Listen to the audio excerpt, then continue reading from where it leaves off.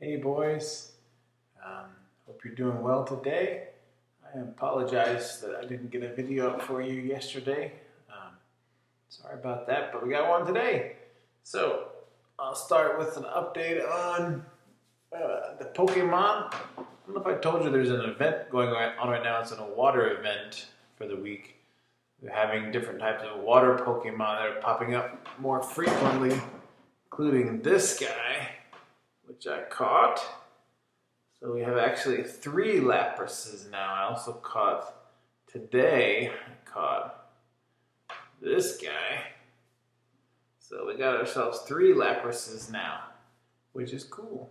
This guy has a hydro pump too. Alright, other new things that I may not have shown you. A couple days ago I caught our first Mareep. So that can eventually evolve into Ampharos, which would be pretty cool. He's a powerful guy, I think. And then I caught, yesterday, I think, Azumarill. Funny looking guy. It's like an Easter egg with ears and feet. Nah. And then the last one that you may not have seen is this one, Fortress. So those are the new catches.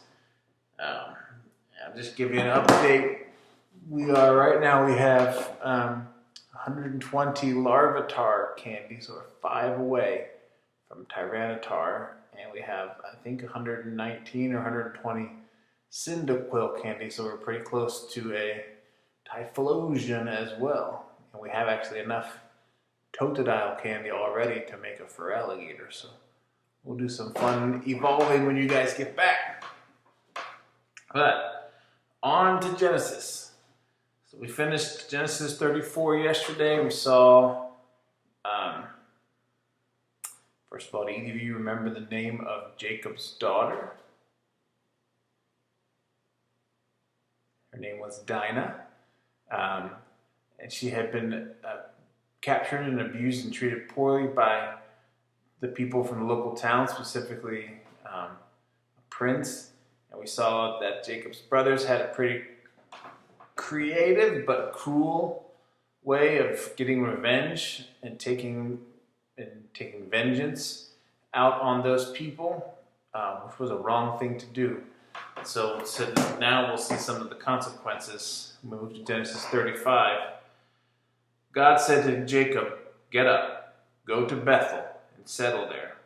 Build an altar there to the God who appeared to you when you fled from your brother Esau." So remember, God had already told Jacob a while ago to leave Laban's house and go back to where he came from. Jacob kind of refused and went to Succoth instead. And now God is stepping up again and saying, "Go where I told you to go, and do it now."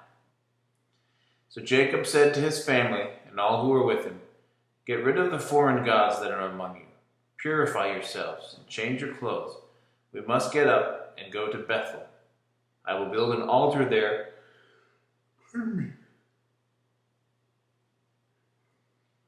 Did either of you yawn at that? Did I get you? "We must get up and go to Bethel. I will build an altar there to the God who answered me in my day of distress. He has been with me everywhere I have gone." So it's kind of interesting to remember here that really this idea of following God, of following Yahweh, was new to these people in some ways. I mean, Abraham, then Isaac, and Jacob. This was the 3rd generation of this family that were followers of God, and so the sons apparently still had some foreign gods, little idols, probably that they would bring around.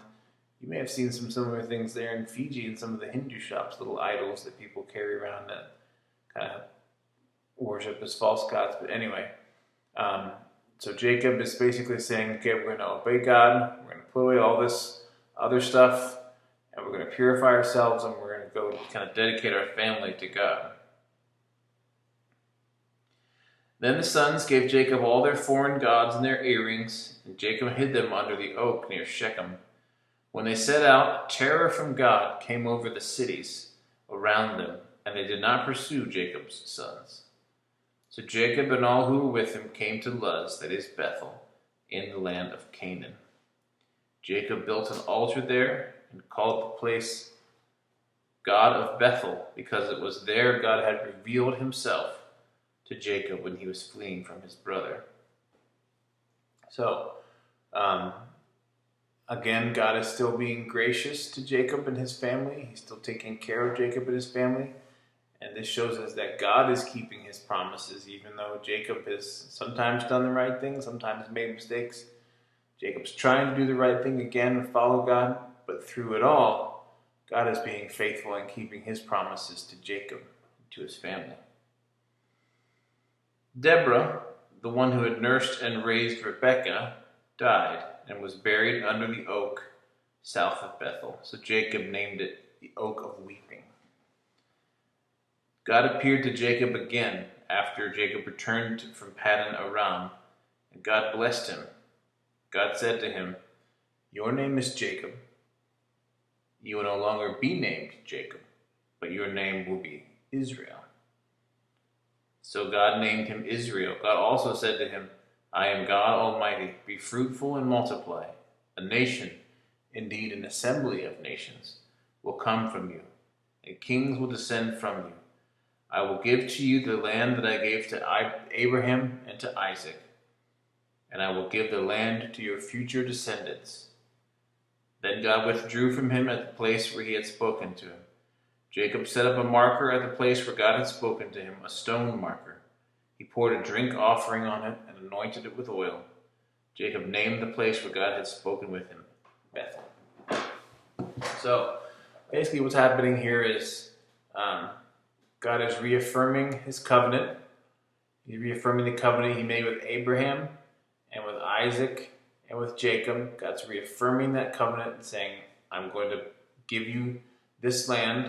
I'm going to make your descendants into many nations, or into one great nation, and your descendants will live in this land." And as you guys remember, part of that promise is, as those descendants went down through history, one day someone would come from Jacob's family, the Messiah, who would conquer evil, who would fix what's wrong with the world. So this is a moment where God is reaffirming all of that to Jacob. And Jacob sets up this stone marker, which is important. Back in the ancient days, they didn't have even churches and things, so they would set up these stone altars or stone markers just to show important places where God had done important things. So Jacob sets up one of those and gives offerings. And so basically things are going well again. Jacob is doing well. He's trying to serve God. God is being faithful. And then he's promised Jacob that the same promises and blessings he gave to Abraham and to Isaac are coming and are going to continue to come to Jacob. So, we'll read a little more tomorrow, finish up chapter 35. I love you, boys.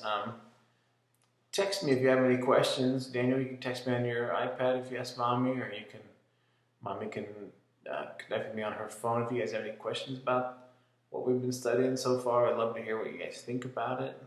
Think about Jacob's story and some of the other things we've talked about. But either way, I love you boys very, very much. I'm proud of you. I'm excited that you're having fun times and seeing cool creatures. I miss you very, very much. Bye, boys.